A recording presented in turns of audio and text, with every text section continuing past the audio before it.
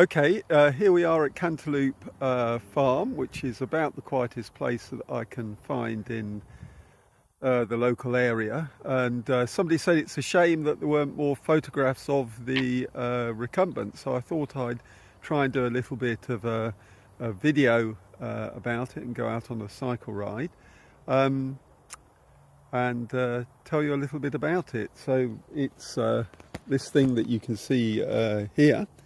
It's obviously a long wheelbase recumbent with rectangular box tubing. Must be quite nice tubing because it's pretty light. The setup without the rack and the panniers and stuff is 15 kilos.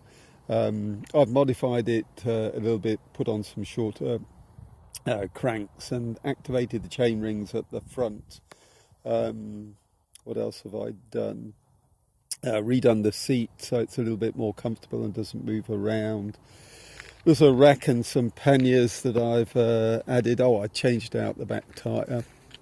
So that's... and I've added a bearing to remove any slop from the steering, so there's really no slop in the steering to speak of anymore. So this here is the recumbent.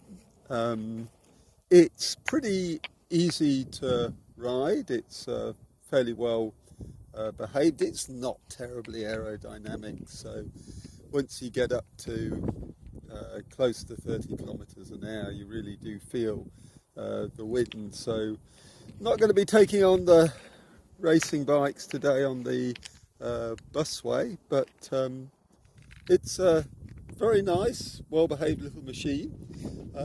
You probably noticed already that there are some 3D printed components. I've added on a bracket here just to offset the rack away from the frame, and it's actually, the rack is braced against some more 3D printed brackets there. I've added on an idler down here for the return chain. It's toothed, and I know you don't really need a toothed cog on the return chain, but I did it anyway. And it's also acting as the stop. This is not terribly well done, is it? No, I need to improve that. A stop for the front derailleur. So I've added another stop over here with a bearing mount. And I notice there's a little bit of cracking here going on. Need to improve my 3D prints. This is ABS. I'll probably print it out of PETG. And also the bearing mount for the steerer. So I put on new handlebars, which I had to weld the nut on here. But I've also 3D printed a housing which clamps around the handlebars and has, I don't know if you can see, set into it here, top and bottom, some bearings. So that's what makes it really nice and firm and stable, and that really makes it more pleasant to ride. I also tapped in metric threads into the top here. It's just a pain in the backside to have to carry an imperial Allen key around. So it, let's say, functions reasonably well. The other modifications I did was I ducted the front brake via this steerer linkage rod, and last night I just swapped over the brakes to some Shimano brakes I had kicking around. I don't know how that's going to work out. This has got a little bit too much resistance in it, this setup, so I'm not quite sure I like it. Not that the front brake does really very much. Actually, I can't say the back brake does that much either, really. I'll replace that one again with the matching Shimano, so we've got matching components throughout. Right, so we'll head off. I'll see if I can leave the camera running for that and show you what it looks like in action. Oh gosh. Don't forget to remove the stand.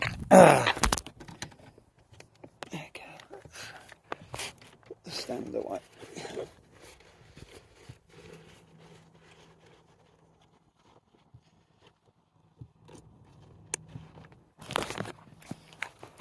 Right, so here we go. I'm going to get onto the bike, and what I've found is you definitely need to hold the brake before you sit on it, otherwise the whole thing just rolls away from you.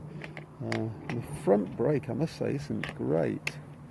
Right, okay, so I'm going to set off. Actually, you know what I'm probably going to do? I'm probably going to use both hands to set off, because I'm not entirely sure that I can do it.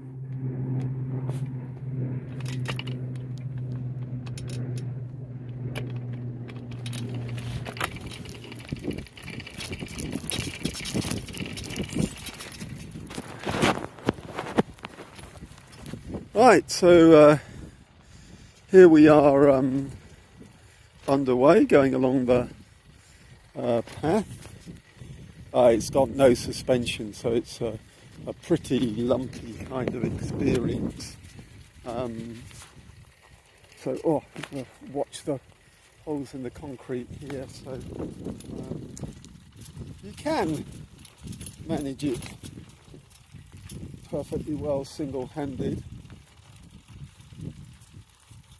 Although ideally it will be on a nice smooth surface.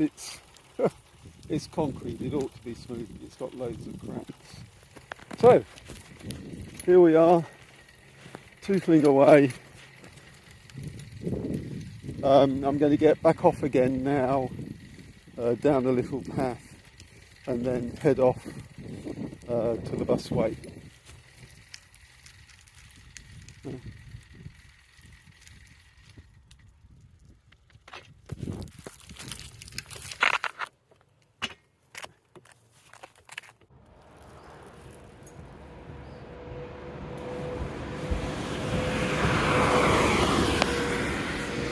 Okay, we're here on the busway. You can see there's a bus going past and another cyclist. I'll just show you what it's like cycling along here. Right, let's sit off.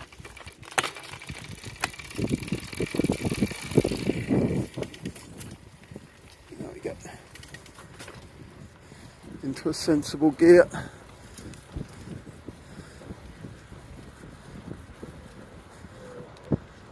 Obviously it's not very busy.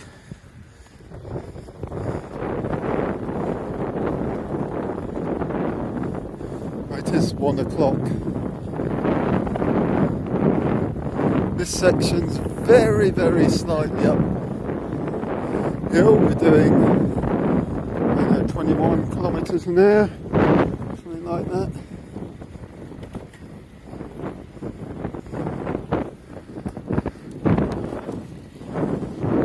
So, probably got an itchy nose. Right.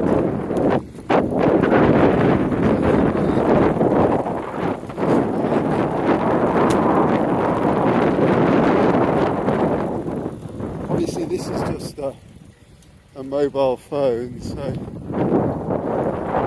don't expect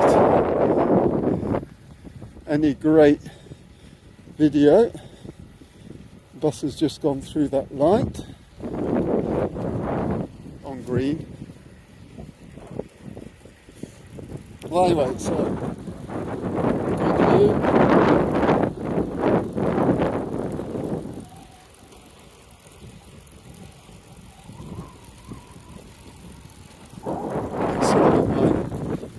Absolutely normal clothes.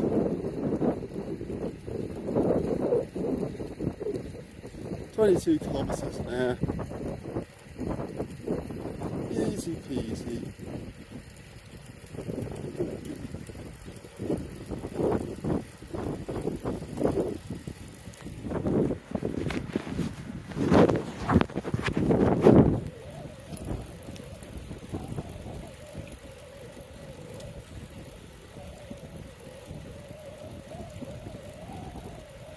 One of the things I've just noticed cycling single-handedly is that I need to have the back brake and the back derailleur on the same side